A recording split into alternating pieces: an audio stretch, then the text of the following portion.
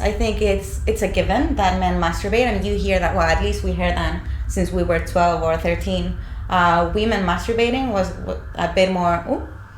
But at the same time, there is also a big stigma with men using sex toys. So there's a bit of a weird dynamic going on, and we think that there's more taboos to break. The main problem with the industry is that it's so taboo that most regulators don't really want to get involved, or they just don't consider it a priority.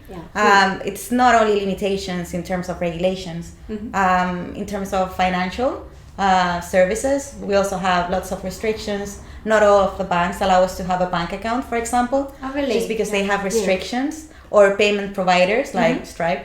They won't allow us to do business with them.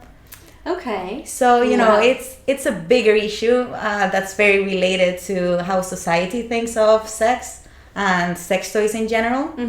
So yeah, we're trying to change that. And even social media, Facebook, Instagram won't let us advertise. Even YouTube as well. They close down the accounts. Oh, really? Yeah. Okay. We actually had that with Instagram. We started growing our Instagram account last year when we incorporated the company. Yeah. And around March this year, from one day to another, it got completely shut down. No warning, nothing. No warning. We didn't have any explicit content, no nudity, nothing like that. And now even if you have like a string of emojis and you have like the peach emoji, the aubergine, and the splash, that could be enough to get blocked on Instagram, because it's still like sexual content. Or the hashtags that you use. Or the hashtags. But next to this, you have still people almost naked, but that's okay because they're models. Exactly. Because they're not talking about sex. Yeah. So, you see the comparison, the pictures are same in terms of how explicit they are, or even less explicit, but just because you're talking about sex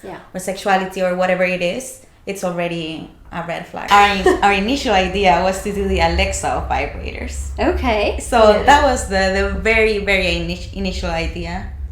Also to motivate people to speak out about what they want. Yeah. We thought if we actually make them speak and say what they want, then we will trigger more conversations. But the technology, like voice control, is still in development. Yes. So we were wary that we wouldn't be able to provide a good user experience.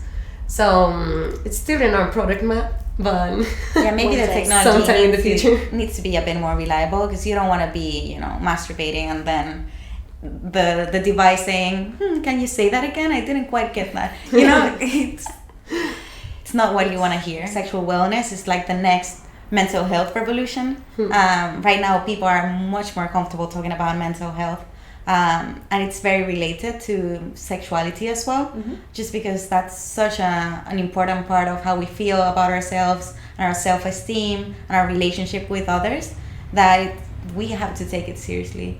If anybody's interested in starting their own business, especially if it's in a taboo subject, then don't be afraid to own it. In the end, people respond very well if you have confidence in what you're saying and you're really open about it. People respond the same way, even though at first it's a bit difficult to do that step. Whenever we approach somebody, sometimes we hear the giggles, or it's like, oh, sex toys. How? When you do it for the first time, it's hard.